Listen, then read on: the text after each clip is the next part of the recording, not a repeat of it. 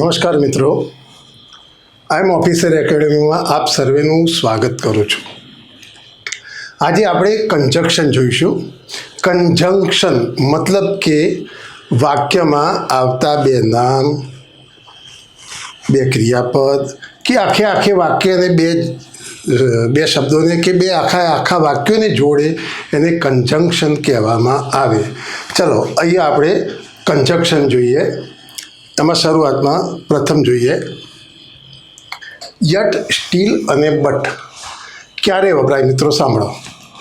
બે ક્રિયાઓ અનુક્રમે બની હોય, પહેલી ક્રિયા બની એનાથી વિપરીત બીજી ક્રિયા બને, અનુકૂળ જે થવી જોઈએ તે ના થાય પણ એનાથી વિપરીત ક્રિયા બને ત્યારે પહેલી અને બીજી ક્રિયા સૂચવતા વાક્યની આગળ બટ, યટ અથવા તો સ્ટીલ મૂકવામાં આવે. ચલો વાક્ય જોઈએ આપણે.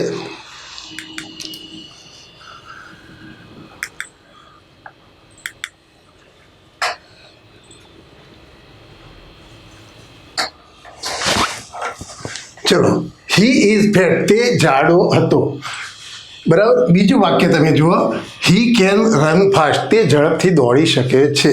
હવે જાડો માણસ ઝડપથી દોડી શકે નહીં પણ છતાંય દોડી શકતો હોય તો ઉલટી ક્રિયા બની. બરાબર. તો આવી ખાલી જગ્યાની અંદર વચ્ચે ઓપ્શનની અંદર તમે બટ, યટ અથવા તો સ્ટીલ તમે મૂકી શકો છો.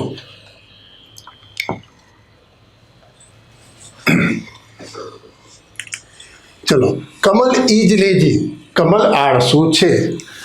હી ઇઝ લવડ બાય ઓલ, તેને બધા જ પ્રેમ કરે છે. આળસુ માણસને કોઈ પ્રેમ કરે નહીં છતાંય પ્રેમ કરે છે. તો પહેલી ક્રિયા, કમલ આળસુ હતો એ પહેલી ક્રિયા અને તેને બધા જ પ્રેમ કરે છે બીજી ક્રિયા થઈ. તો અહીંયા યટ આવશે, બટ ઓપ્શનમાં હોય તો બટ આવશે અને સ્ટીલ ઓપ્શનમાં હોય તો સ્ટીલ આવશે. હી રેન ફાસ્ટ, તે ઝડપથી દોડ્યો હતો. બીજું વાક્ય તમે જુઓ, he could not catch the train. હવે ઝડપથી દોડે તો એ ટ્રેન પકડી શકે પણ કેચ કરી શક્યો નહોતો. બરાબર. એટલા માટે આ પહેલી ક્રિયાથી આ બીજી ક્રિયા ઉલટી બની. બીજી ક્રિયા બીજા ક્રમે લખેલી, પહેલી ક્રિયા પહેલા ક્રમે લખેલી છે. તો અહીંયા બંને વચ્ચે બટ, યટ અથવા તો સ્ટીલ આવશે. માય નેબર ઇઝ ઓલ્ડ, મારો પડોશી વૃદ્ધ છે. બરાબર. હી કેન વોક બ્રિસ્કલી, તે ચપળતાથી ચાલી શકે છે, તે ઝડપથી ચાલી શકે છે. તો વૃદ્ધ માણસ તો ઝડપથી નોર્મલી ચાલી ના શકે પણ છતાંય આ ચાલી શકે છે. તો પહેલી ક્રિયા જે હોય એના કરતાં ઉલટી ક્રિયા, ચાલવો ના જોઈએ પણ આ તો ચાલી શકે છે. ત્યારે બંને ક્રિયા વચ્ચે બટ અથવા તો યટ અથવા તો સ્ટીલ જે ઓપ્શનમાં હોય તમે મૂકી શકો છો. ચલો, એવી જ રીતે બીજું સંયોજન એમાંથી જ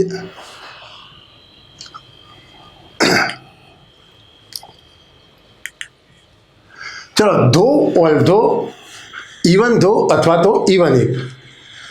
આ ક્યારે વપરાય સમજો જરા. બે ક્રિયાઓ ઉલટી બને. પહેલી ક્રિયા, બંને ક્રિયાઓ ઉલટી બનતી હતી બટ, યટ, સ્ટીલની અંદર. પહેલી ક્રિયા પહેલા ક્રમે લખવામાં આવતી હતી, બીજી ક્રિયા બીજા ક્રમે લખવામાં આવતી હતી. અહીંયા બે ક્રિયાઓ વિપરીત બને અને પહેલી ગમે તે ક્રમે લખેલી હોય તો પહેલી ક્રિયા સૂચવતા વાક્યની આગળ જ બટ, ઓલ્ધો, ધો, ઇવન ધો અથવા તો ઇવન ઇફ મૂકવામાં આવશે. જો એક્ઝામ્પલમાં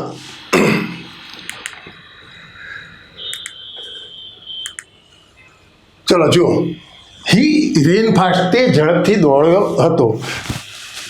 બીજી ક્રિયા, બીજું વાક્ય, he could not catch the train, આમાં છેલ્લું હતું એ. અહીંયા તે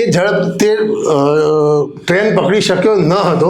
પહેલી ક્રિયા અહીંયા તે ઝડપથી દોડ્યો હતો, આવું થાય. તો અહીંયા પહેલી ક્રિયા સૂચવતા વાક્યની આગળ મૂકવામાં આવશે બટ, યટ, સ્ટીલ અહીંયા હતું.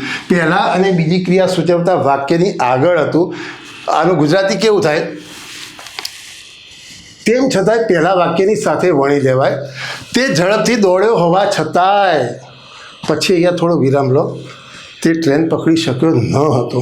પહેલું વાક્ય બોલ્યા પછી તે ઝડપથી દોડ્યો હતો પણ તે ટ્રેન પકડી શક્યો ન હતો. આવી રીતનું એનું ભાષાંતર થાય. તો અહીંયા પહેલા ક્રિયા સૂચવતા વાક્યની આગળ આવશે. બંને ક્રિયા વિપરીત જ બને છે, પણ પેલું પહેલાં અને બીજા વાક્યની વચ્ચે મૂકવામાં આવતું હતું. અહીંયા પહેલી ક્રિયા સૂચવતા વાક્યની આગળ બટ યટ ધો ઓલ્ધો ઇવન ઇફ મૂકવામાં આવશે. જો બીજું વાક્ય, વિરાટ વોઝ ટોલ એ પહેલી ક્રિયા. He could not catch the ball, તે બોલ કેચ કરી શક્યો નહીં. તો એ પહેલો ઊંચો હતો, બીજા ક્રમે તે બોલ કેચ કરી શક્યો નહીં. બરાબર. બટ અહીંયા સ્ટીલ જો મૂકવાનું હોય તો અહીંયા ખાલી જગ્યા હોય તો તમારે મુકાય, પણ અહીંયા પહેલી ક્રિયા સૂચવતા વાક્યની આગળ ખાલી જગ્યા હોય તો ધો ઓલ્ધો ઇવન ઇફ અહીંયા મૂકવામાં આવશે. ચલો ત્રીજું sentence, she is hated by all, તે બધા દ્વારા તેને નફરત કરવામાં આવે છે. હવે અહીંયા આ ક્રિયા શી ઇઝ બ્યુટીફુલ, તે સુંદર છે પહેલી ક્રિયા, અને તેને બધા દ્વારા નફરત કરવામાં આવે છે એ બીજી ક્રિયા. હવે સુંદર હોય તો બધા એને પ્રેમ કરે, પણ અહીંયા તો બધા એને ધિક્કારે છે, આવી ક્રિયા. તો પહેલી ક્રિયા સૂચવતું કયું વાક્ય? She is beautiful. તો એની આગળ ધો ઓલ્ધો ઇવન ઇફ મૂકવામાં આવશે. તો અહીંયા જવાબમાં આપણે મૂકેલું ધો. તો આમાં જ આ રીતે આવશે. Next, mister Sonara leaves happily, mister Sonara ખુશીથી રહે છે. પહેલું વાક્ય, હી ઇઝ નોટ રીચ, તે ધનવાન નથી.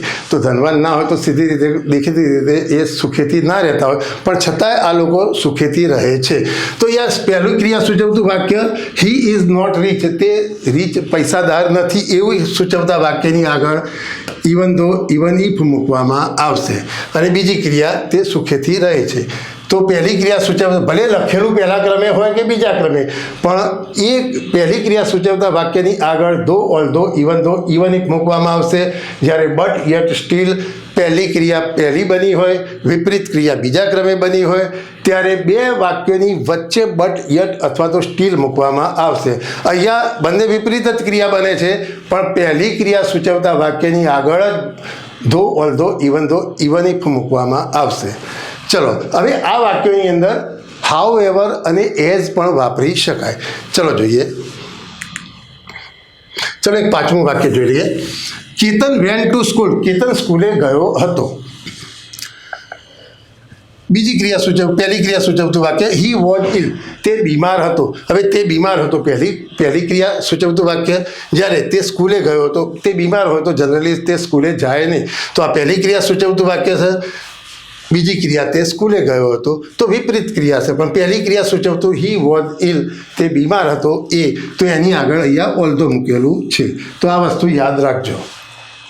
ચલો નેક્સ્ટ, આની અંદર એઝ અને હાઉ એવર કેવી રીતે વપરાય. ચલો આ જે વાક્યો જોયા એની અંદર ધો ઓલ્ધો ઇવન મતલબ કે પહેલી ક્રિયા સૂચવતા વાક્યની આગળ એક વિશેષણ આવ્યું હતું. એ અહીંયા હાઉ એવર વાપરવા માટે હાઉ એવર પછી વિશેષણ પછી કરતા ક્રિયાપદ મૂકવામાં આવશે. જ્યારે એજ વાપરવું હોય તો એજ પછી વિશેષણ મૂકવામાં આવશે. ચલો એક્ઝામ્પલ જોઈએ આપણે. ચલો, બે વિરોધાભાસ દર્શાવતી ક્રિયાઓમાં પહેલી ક્રિયા સૂચવતા વાક્યની શરૂઆતમાં મૂકી તેના પછી વિશેષણ અને પછી કરતા ક્રિયાપદ મૂકવામાં આવશે. હાઉ એવર પછી વિશેષણ અને વિશેષણ પછી એઝ, આટલી વસ્તુ યાદ રાખજો. જો આની અંદર એઝ મૂકવું હોય આટલું તમારે યાદ રાખવાનું. હાઉ એવર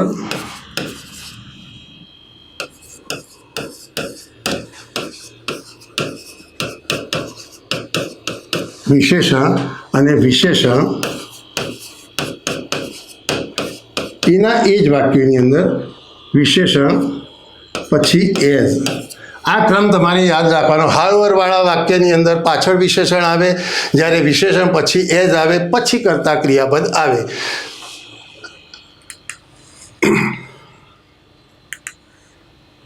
ચલો આ વાક્યની અંદર જુઓ, હાઉએવર પછી વિશેષણ. પેલું વાક્ય કેવું હતું? હી રેન ફાસ્ટ, ઓલ્ધો હી રેન ફાસ્ટ અથવા તો ઇવન ધો હી રેન ફાસ્ટ, આવું વાક્ય હતું.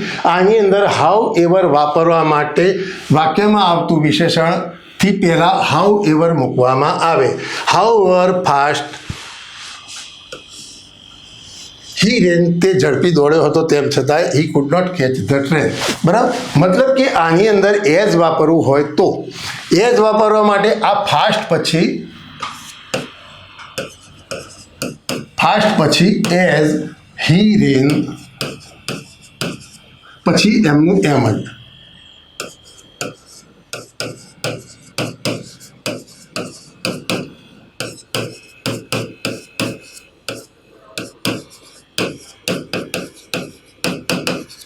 તો આ રીતનું આવશે. તમારે યાદ રાખવાનું હાઉએવર વિશેષણ, વિશેષણ એજ, હાઉએવર વિશેષણ, વિશેષણ એજ, આટલું તમારે યાદ રાખવાનું. જ્યારે આખું વાક્ય હશે તો ધો although even though even if આવવાના જ છે.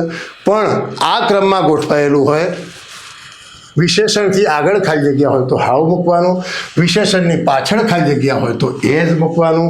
આ વસ્તુ તમારે યાદ રાખવાની. બીજું સેન્ટેન્સ જોઈએ આપણે. She is hated by all. તે બધા દ્વારા તેને નફરત કરવામાં આવે છે. અહીંયા હાઉએવર પછી બ્યુટીફુલ તરત જ આવ્યું તો વિશેષણની આગળ ખાલી જગ્યા હોય તો અહીંયા હાઉએવર મૂકવામાં આવશે. પણ આ વાક્યની અંદર જો એજ વાપરવું હોય તો આવું થશે. આ વાક્ય તો એમનું એમ જ રહેશે. She is hated by all beautiful as she is. આ રીતની વાક્ય રચના આવશે.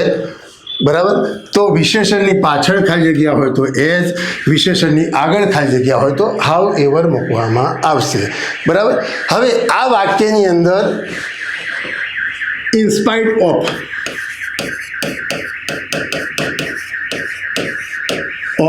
અથવા તો ડિસ્પાઇટ વાપરી શકાય. હવે આ જે ભણ્યા આપણે however, as, though, although, even though, even if, but yet still, આ સંયોજક કહેવાય. સંયોજકની પાછળ આખું વાક્ય આવે. બરાબર. અહીંયા આને ફ્રેઝ પ્રેપોઝિશન કહેવામાં આવે. ઇન્સ્પાઇટ ઓફ એટલે તેમ છતાંય, ડિસ્પાઇટ એટલે પણ તેમ છતાંય. હવે આની અંદર વિરોધાભાસ દર્શક, જે વિરોધ દર્શાવતું જે વાક્ય હોય, મતલબ કે જે પહેલા ક્રમે બની હતી એ ક્રિયાનું આખું વાક્ય આવશે ને. વાક્ય કોને કહેવાય? કર્તા ક્રિયાપદ જે એમાં હોય એને વાક્ય કહેવામાં આવે. અહીંયા વાક્યની સમજ આપતો એક ફ્રેઝ આવશે. આખું વાક્ય નહીં, કોઈ કાળનું વાક્ય નહીં, શબ્દો જ હશે એના, પણ આખા વાક્યની સમજ આપે. જો કેવું હશે, જો અહીંયા આ કોઈ લેવાનું વિરોધ, ઇન્સ્પાઇટ ઓફ, બેમાંથી કોઈ પણ એક લઈ શકો. In spite of. હવે આ વાક્ય હી રેન ફાસ્ટની જગ્યાએ હી ઇઝ રનિંગ ફાસ્ટ આવું વાક્ય હોય. In spite of he is running fast, he could not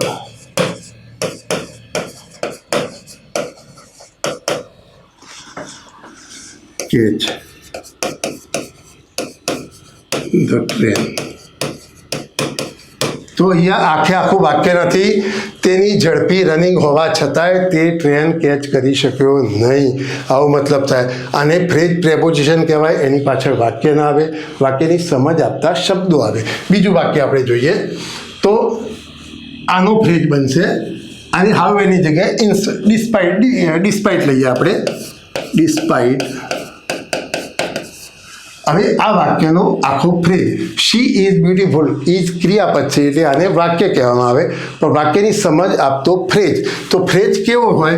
Har beauty, એ પણ ફ્રેઝ હોય. હર બ્યુટી આવો ફ્રેઝ હોય. અથવા આવો ના હોય તો હર બીઇંગ બ્યુટીફુલ આવો પણ ફ્રેઝ હોય. આ પણ ચાલે. હર બીઇંગ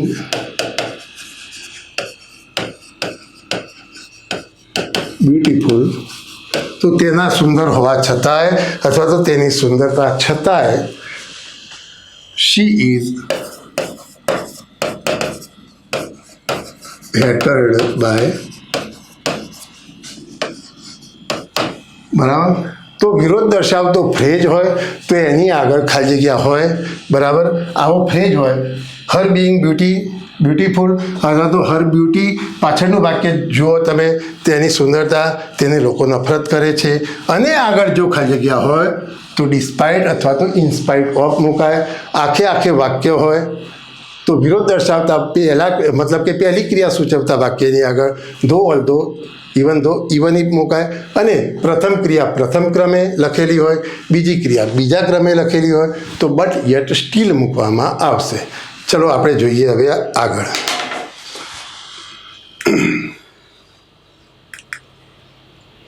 ચલો ઇનડાયરેક્ટ સ્પીચ આપણે થોડી જોઈએ. ઇનડાયરેક્ટ સ્પીચ કોને કહેવામાં આવે? અત્યારે હાલ બે વ્યક્તિ વાત કરતા હોય, એ વાત સાંભળનાર ને બોલનાર, તો એની અંદર આપણે સામેલ હોઈએ અથવા તો આપણે સામેલ ના હોઈએ, તો અથવા તો બીજા કોઈ વ્યક્તિ વાત કરતા હોય અને એ આપણે બીજા કોઈને અમુક સમય પછી જે વાત કહેવામાં આવે એમાં શબ્દોમાં થોડા ફેરફાર કરીને એને ઇનડાયરેક્ટ સ્પીચ કહેવામાં આવે. ચલો, ડાયરેક્ટ સ્પીચ કોને કહેવામાં આવે સમજો. બોલનાર દ્વારા બોલાયેલ અસલ શબ્દોને ડાયરેક્ટ સ્પીચ કહેવામાં આવે. કે હું આવતીકાલે તમારા ઘરે આવીશ, તો હું બોલવાવાળો છું, તો એ જે શબ્દો અવતરણ ચિહ્નોમાં હોય એને અસલ શબ્દો કહેવાય, એને ડાયરેક્ટ સ્પીચ કહેવામાં આવે. બરાબર.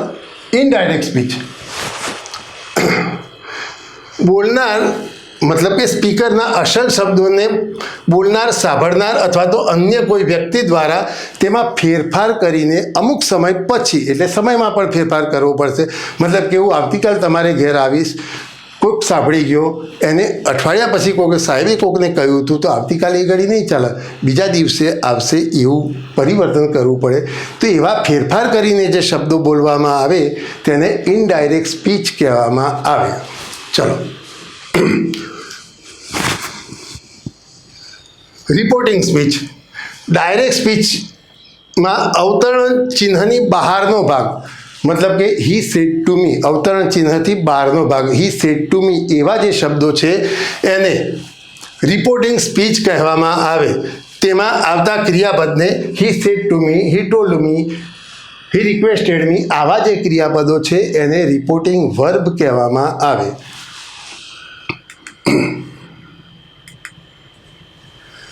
રિપોર્ટેડ સ્પીચ, બોલનારના જે બોલાયેલા શબ્દો હોય જે અવતરણ ચિહ્નોમાં આવેલા હોય તેને રિપોર્ટેડ સ્પીચ કહેવામાં આવે. જેમ કે મયુર સેડ ટુ રાજ, મયુરે રાજને કહ્યું. હવે અવતરણ ચિહ્નોમાં આઈ વિલ હેલ્પ યુ, બરાબર, હું તને મદદ કરીશ. આને રિપોર્ટિંગ સ્પીચ રિપોર્ટેડ સ્પીચ કહેવામાં આવે. અને રિપોર્ટેડ સ્પીચ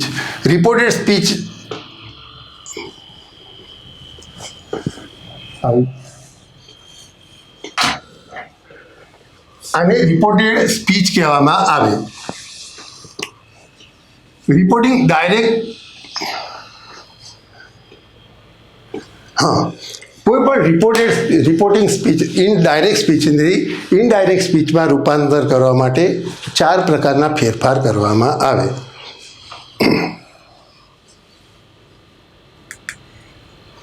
ચલો, એક તો કાળ પરિવર્તન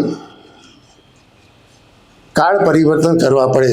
માનો કે હું અત્યારે તમને કહું કે હું આવતીકાલે તમારા ઘેર આવીશ, તો અઠવાડિયા પછી મેં તમને કહ્યું હતું કે હું આવતીકાલે ઘેર એ ઘડી આવીશ એવું બોલાય નહીં, આવત એવું બોલવું પડે. તો એમાં કાળ પરિવર્તન કરવો પડે. બરાબર. તો કેવું કાળ પરિવર્તન થશે? જુઓ, જો ડાયરેક્ટ સ્પીચમાં આ હોય તો ઇનડાયરેક્ટ સ્પીચમાં આવું પરિવર્તન થશે. મતલબ કે જો સાદો વર્તમાનકાળ મતલબ કે ડાયરેક્ટ સ્પીચમાં જોવા મળે તો ઇનડાયરેક્ટ સ્પીચમાં સાદો ભૂતકાળ થશે. ડાયરેક્ટ મતલબ કે એક એક્ઝામ્પલ લઈએ, સિંગ અથવા તો સિંગ્સ ક્રિયાપદ આપેલું હોય તો એનું સેંગ ક્રિયાપદ થશે. ચલો, ચાલુ વર્તમાનકાળ આપેલો હોય મતલબ કે આઈએનજી ઇઝ ને આઈએનજી વાળું ક્રિયાપદ આપેલું હોય, ઇઝ સિંગિંગ આપેલું હોય, તો ઇનડાયરેક્ટ સ્પીચમાં ચાલુ ભૂતકાળ થશે. એ ક્રિયાપદ કેવું થશે? વોચ, વેર અને આઈએનજી વાળું ક્રિયાપદ મતલબ કે સિંગિંગ થશે. પૂર્ણ વર્તમાનકાળ આવેલો હોય, પૂર્ણ વર્તમાનકાળમાં હેઝ, હેવ અને ભૂતકૃદંત આવતું હોય છે. બરાબર. તો હેઝ, હેવ અને સંગ માને કે ભૂતકૃદંત આપણે લઈ લઈએ તો પરિવર્તન થશે. ઇનડાયરેક્ટ સ્પીચની અંદર હેડ સંગ થશે, પૂર્ણ ભૂતકાળ બનશે. ચલો, ચાલુ પૂર્ણ વર્તમાનકાળનું બંધારણ હેઝ અથવા તો હેવ, બીન અને આઈએનજી વાળું ક્રિયાપદ. બરાબર. મતલબ કે હેઝ અથવા તો હેવ બીન સિંગિંગ આવું ક્રિયાપદ હશે તો એનું થશે ચાલુ પૂર્ણ ભૂતકાળ થશે. તો એનું ક્રિયાપદ કેવું હશે? હેઝ હેવને બદલે હેડ આવશે. બીન અને આઈએનજી વાળું ક્રિયાપદ આવશે. ચલો એ પછી સાદો ભૂતકાળ આપણે જોઈએ. સાદા ભૂતકાળનો પૂર્ણ ભૂતકાળ થાય. સાદા ભૂતકાળમાં ભૂતકાળનું રૂપ ક્રિયાપદ તરીકે મૂકવામાં આવેલું હોય તો એનો પૂર્ણ ભૂતકાળ થશે. ભૂતકાળનું ક્રિયાપદ માનો કે આપણે સેંગ હોય તો એનું પૂર્ણ ભૂતકાળનું બંધારણ હેડ અને ભૂતકૃદન છે તો હેડ અને સંગ થશે. ચાલુ ભૂતકાળ હોય, ચાલુ ભૂતકાળ મતલબ કે વોજ, વેર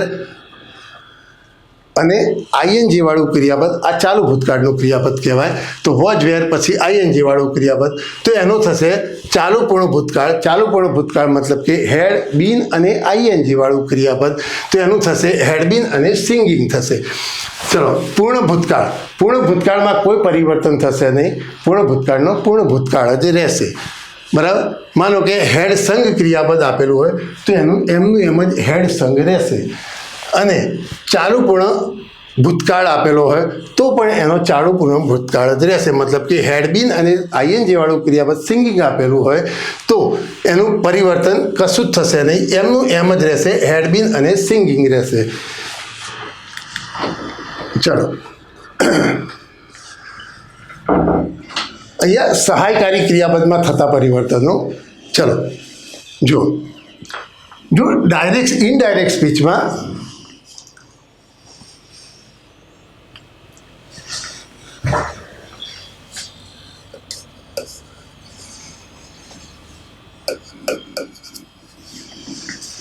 થોડી પીપીટીમાં ભૂલ છે. જો ડાયરેક્ટ સ્પીચની અંદર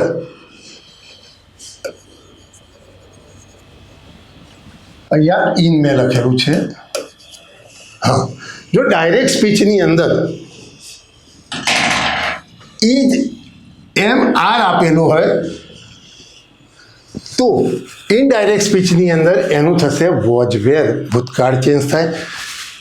જો વોજવેર ડાયરેક્ટ સ્પીચમાં આપેલું હશે બરાબર તો એનું થશે હેડ બીન. જો ડુ નોટ અથવા તો ડઝ નોટ આપેલું હોય તો એનું ઇનડાયરેક્ટ સ્પીચમાં ડીડ નોટ થશે. પાછળ મૂળ રૂપ આવશે. અહીંયા પણ ડુ ડઝ નોટની જોડે મૂળ રૂપ જ હશે. અહીંયા ડીડ નોટની જોડે મૂળ રૂપ થશે. ડીડ નોટ અને મૂળ રૂપ આપેલું હોય બરાબર મતલબ કે સાદો ભૂતકાળ આપેલો હોય તો એનો પૂર્ણ ભૂતકાળ કરવો હોય તો હેડ નોટ અને ભૂતકૃદન થશે. હમણાં મેં કીધું તો સાદા ભૂતકાળનો પૂર્ણ ભૂતકાળ થાય. તો હવે સાદા ભૂતકાળનું ડીડ નોટ અને મૂળ રૂપ નકાર વાક્ય આપ્યું હોય તો નકાર પૂર્ણ ભૂતકાળનું થવું જોઈએ. તો મતલબ કે હેડ, નોટ અને ભૂતકૃદન થશે. ચલો વિલ અને શેલ. વિલ શેલનું ભૂતકાળ કરવું હોય તો વુડ થાય. બરાબર. હવે શેલનું શું થાય? પણ અહીંયા શેલ અને વિલ બંનેનું વુડ જ થશે. કેમ કે બોલનાર જો આઈશ સાથે શેલ વપરાયો છે તો ત્યાં કર્તા પરિવર્તન થશે. સર્વનામના કારણે આઈની જગ્યાએ બીજો કોઈ કર્તા હશે એટલે એ કર્તાની જોડે વુડ થશે. એટલા માટે અહીંયા શેલ અને વિલનું બંનેનું વુડ જ લખેલું છે. બરાબર. કેન હોય તો એનું ભૂતકાળ શું થાય? કુડ થશે. મેનું માઇટ થશે. મસ્ટનું મસ્ટ અથવા તો હેડ ટુ થશે. કુડનું કુડ જ રહેશે. જે ભૂતકાળના સહાયકારી ક્રિયાપદ છે એમના એમ જ રહેશે. મતલબ કે વુડનું વુડ જ રહેશે. માઇટનું માઇટ રહેશે. શુડનું શુડ થશે.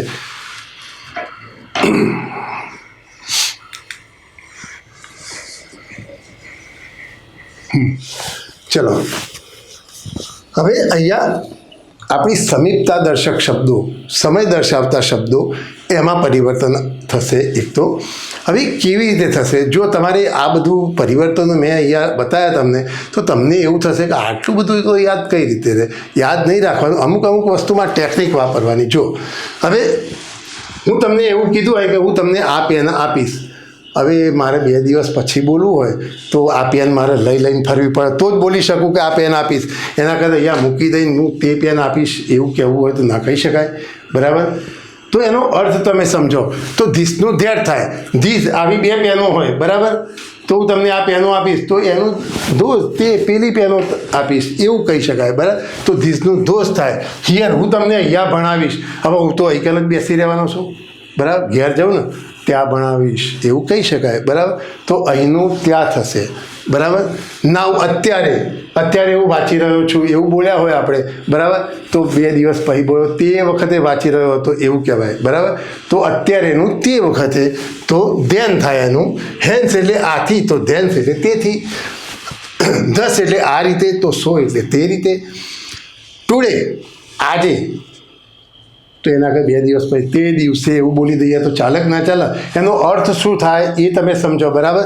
તો ટુડે તો ધેટ ડે, આજ રાત્રે તો ધેટ નાઇટ. ટુમોરોનો અર્થ શું થાય? ટુમોરો એટલે આવતીકાલે, તો બીજો દિવસ જ થયો ને, બીજો દિવસ કહેવાય એને. તો બીજો દિવસ ટુમોરો, ધ નેક્સ્ટ ડે અથવા તો ફોલોવિંગ ડે એટલે પાછળનો દિવસ. પછી એ ગમે ત્યારે બોલવામાં કામ લાગે, બરાબર. અને ટુમોરો તો આજના આજ બોલવા માટે જ કામ લાગે, બરાબર. અહીંયા 2 વખત આવ્યું છે ટુમોરો, ધ નેક્સ્ટ ડે અથવા ફોલોવિંગ ડે. અને એ ડે આફ્ટર ટુમોરો અહીંયા ઓરિજિનલ શબ્દ છે, એ ડે આફ્ટર ટુમોરો.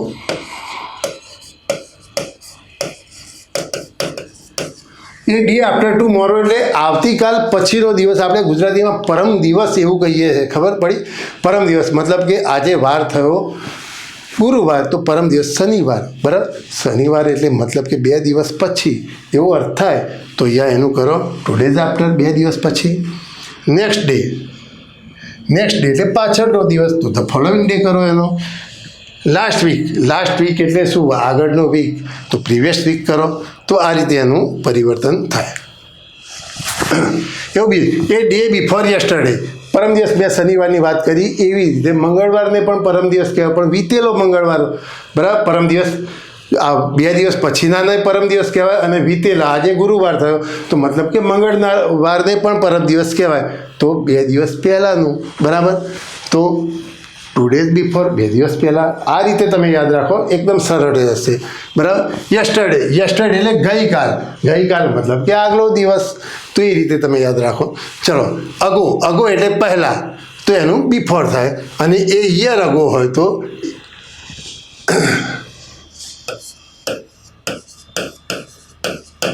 એ યર બિફોર થાય, બરાબર. તો આ રીતે એનું પરિવર્તન થશે.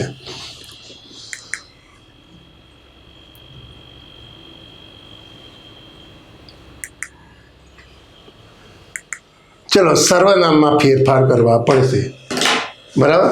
હવે સર્વનામમાં ફેરફાર કઈ રીતે કરશો? બોલનાર કોઈ વ્યક્તિ બોલ્યો હોય,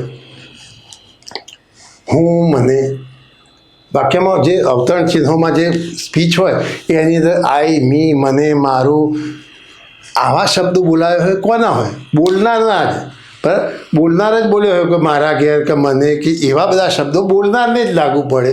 એટલા માટે જો રિપોર્ટેડ સ્પીચમાં પ્રથમ પુરુષનું કોઈ સર્વનામ આવે તો તે સ્પીકર મતલબ કે બોલતો હોય એને બોલનારના પુરુષ, લિંગ અને વચન પ્રમાણે બદલાય છે, બરાબર. એ સર્વનામો કયા? જો કર્તા સ્થાને આઈ પણ હોય, કર્મ સ્થાને મી હોય, માય હોય, બરાબર. માઇન એટલે એની પાછળ ના આવે પણ એનો મતલબ મારું જ થાય. અને માય સેલ્ફ એટલે મારી જાતે. બહુવચનમાં વી એટલે અમે, અસ એટલે અમને, અમારું પાછળ નામ આવે, અવર સ્કૂલ એવી રીતે આવે. પણ આ સ્કૂલ અમારી છે એવું કેવું હોય તો અવર્સ, ખાલી આ school, this school is hours, તો આવું સર્વનામ. અને અવર સેલ્ફ એટલે અમારી જાતે, આવો મતલબ થાય. તો આ પુરુષના સર્વનામો અંદર આવે તો બોલનાર કોણ છે એને ધ્યાનમાં રાખીને એ પુરુષનું એવું ને એવું જ સર્વનામ લેવાનું. પ્રકાર બદલાવો ના જોઈએ, બરાબર. જો બોલનાર હી હોય અને માય આવ્યું હોય તો એના જેવું હી જ સર્વનામ લેવું પડે. જો અહીંયા માય આવ્યું હોય તો પણ હીજ જ આવે સર્વનામ. હીઝ અને હીઝ બંને જોડે જોડે આવે છે. પણ બોલનાર શી હોય અને અંદર જો સ્પીચની અંદર, ડાયરેક્ટ સ્પીચની અંદર જો માય આવ્યું હોય તો અહીંયા હર કરવું પડે, અને માઇન આવ્યું હોય તો હર્સ કરવું પડે, માય સેલ્ફ આવ્યું હોય તો હર સેલ્ફ કરવું પડે, બરાબર. બોલનાર શી હોય તો એ પુરુષનું એવું ને એવું જ સર્વનામ આવશે, બરાબર. ચલો નેક્સ્ટ.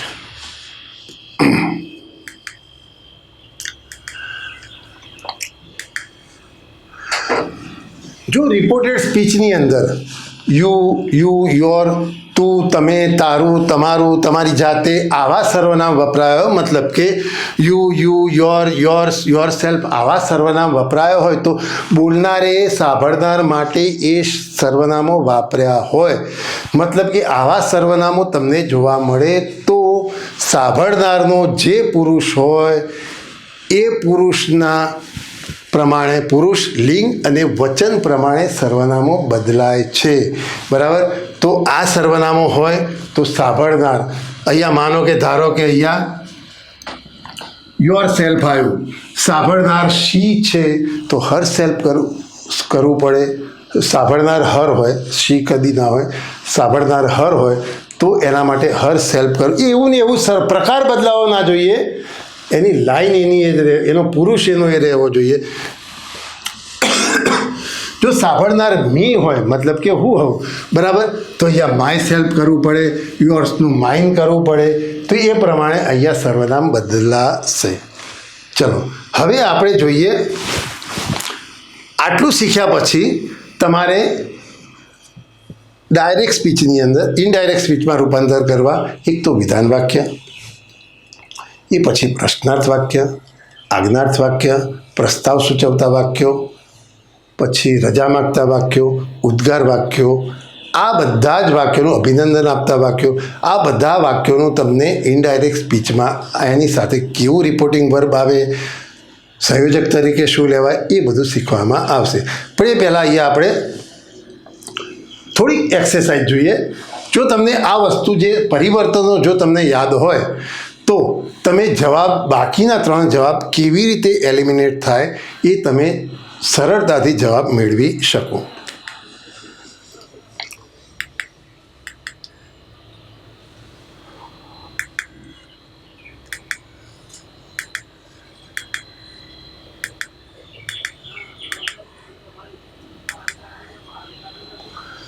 ચલો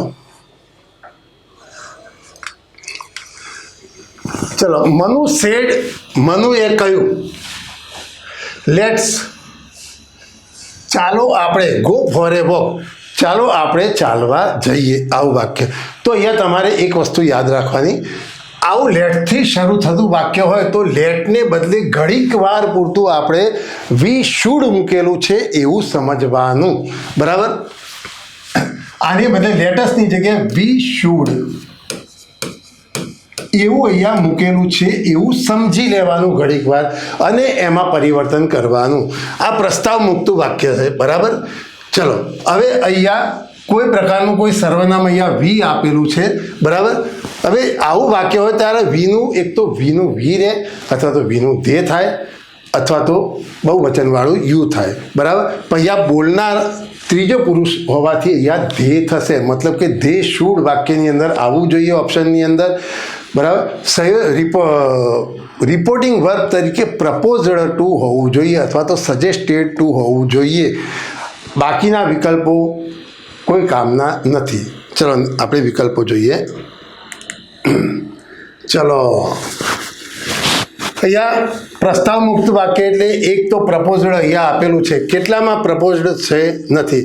જો રિક્વેસ્ટેડ આવે નહીં, અહીંયા ઓર્ડર્ડ આવે નહીં, રિમાઇન્ડેડ આવે નહીં, તો અહીંયા સીધો જવાબ નીકળે છે. તેમ છતાંય આપણે જોઈએ લેટસ, મેં હમણાં કીધું કે વી શુડ સમજી લો તો એનું ધે શુડ થવું જોઈએ. રિપોર્ટિંગ સંયોજક તરીકે ધેટ આવ્યું અને ધે શુડ અહીંયા બંધ બેસતો વિકલ્પ છે, બરાબર. પ્રપોઝલ પણ સાચું છે, ધે શુડ પણ આપેલું છે, તો અહીંયા જવાબ બનશે એ.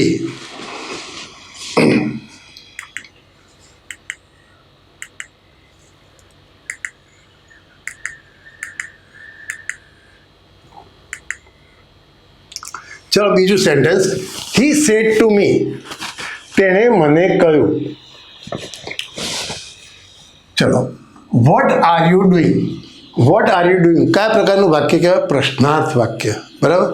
આની અંદર રિપોર્ટિંગ વર્બ તરીકે આસ્કળ હોવું જોઈએ, બરાબર. હું અહીંયા લખું છું આસ્કળ.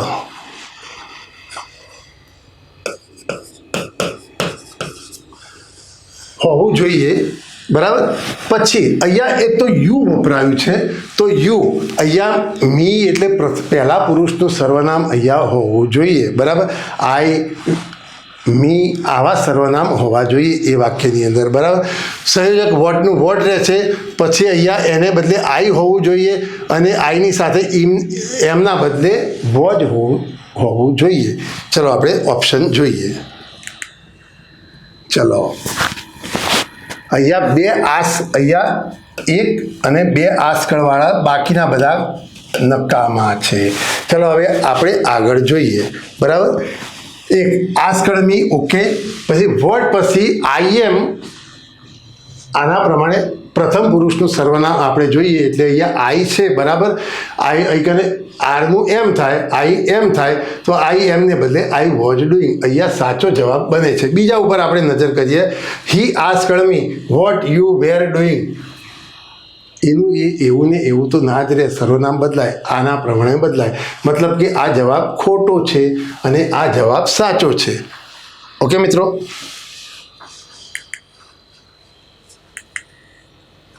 ચલો ત્રીજો વિકલ્પ. ચલો રામ સેડ, રામે કહ્યું, અવતરણ ચિહ્નોમાં direct speech. The horse died in the night. ઘોડો રાત્રે મરી ગયો હતો. ચલો હવે આની અંદર સેડ એટલે આ આપેલું વાક્ય વિધાન વાક્ય છે. જો વિધાન વાક્યની અંદર જો સાંભળનાર કોઈ આપેલો ના હોય તો સેડ રિપોર્ટિંગ વર્બ તરીકે લઈ શકો. મતલબ કે રામ સેડ ધેટ એવું હોવું જોઈએ. બરાબર. એ પછી અહીંયા ક્રિયાપદ જોઈએ તમે તો ડાયડ હતું, તો ડાયડને બદલે અહીંયા પૂર્ણ ભૂતકાળનું ક્રિયાપદ હેડ ડાયડ હોવું જોઈએ. બરાબર. આટલી વસ્તુ. જો કાળસૂચક અહીંયા કોઈ શબ્દો હોય, સમયદર્શક શબ્દો, તો એના ઉપર આપણે નજર કરત, પણ આપેલા જ નથી. બરાબર. ચલો ચલો રામ સેડ ધેટ બધામાં રામ સેડ હજુ. બરાબર. ચલો હવે મેં કીધું હતું કે હેડ ડાયડ એવું ક્રિયાપદ હોવું જોઈએ. બરાબર. હોર્સ ડાયડ ના ચાલે. બરાબર. Horse had died in the night. ચલો બીજામાં ક્યાંય વોઝ ડાયડ ના ચાલે. બરાબર. હવે હોર્સ વોઝ ડેડ ના ચાલે.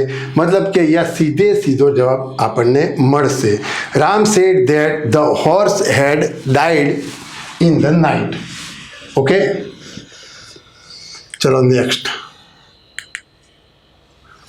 ચલો પ્રિન્સ સેડ, રાજકુમારે કહ્યું, it gives me great pleasure to be here this evening.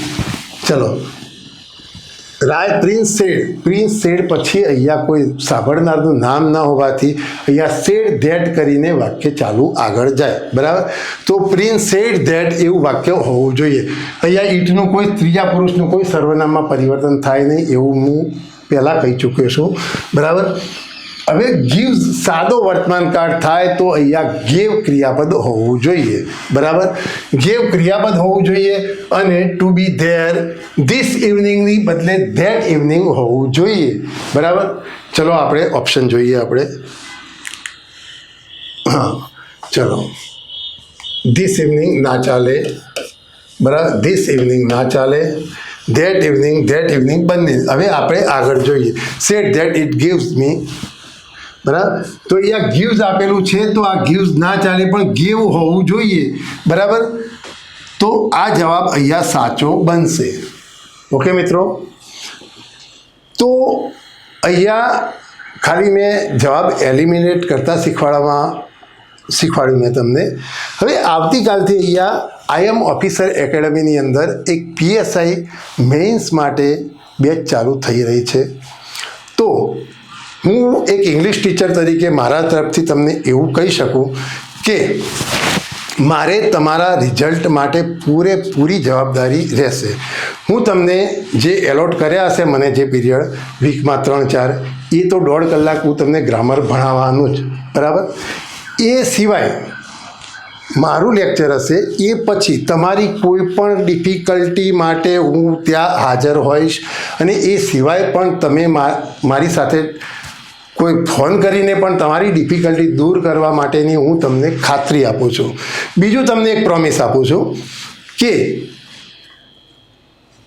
જે મારા પીરિયડ એલોટ કર્યા હશે એ પીરિયડોની અંદર હું તમને રોજના એ દિવસોમાં કમસે કમ 40થી 50 વોકેબ ભણાવીશ, બરાબર. માનો કે 7 દિવસની અંદર મારા 4 પીરિયડો હોય તો 4 દિવસમાં ગ્રામર તો 1.5 કલાક જે ભણવાનું હોય જ ભણવાનું, બરાબર. એ ઉપરાંત એક અડધો કલાક તમારા માટે વોકેબ માટે ફાળવીશ. વોકેબની અંદર રોજના 40થી 50. હવે 40થી 50 એટલે તમારા મગજની અંદર કેટલા જાય તમે વિચારો. એક ઓરિજિનલ સિનોનિમ અથવા તો એન્ટોનિમ અથવા તો ફ્રેઝ ઇડિયમ્સ હોય, એક તો ઓરિજિનલ તમારે આવવાનો. એના 4 ઓપ્શન આવશે એટલે એક ક્વેશ્ચને 5 શબ્દો તમારા મગજની અંદર જાય. હવે આવું જે 25-30 દિવસ, 1 મહિનો જે તમારી એક્ઝામનું જેટલું અંતર હોય તો એની અંદર તમે 40 પ્રશ્નો રોજ ભણો તો 4 પંચો 200 શબ્દો મગજની અંદર જાય. એટલે હું તમને કોઈ વોકેબમાં કોઈ તકલીફ પડશે રહેશે એવું હું ઈચ્છતો નથી. તમારે એટલું બધું વોકેબ કરાવીશ કે તમે પણ ખુશ થઈ જશો. એ ઉપરાંત ગ્રામરમાં પણ તમે એટલી સખત તમારી પાસે મહેનત કરીશ એટલી હું ખાતરી આપું છું તમને, બરાબર. તો ચલો આવતીકાલે આપણે મળીએ.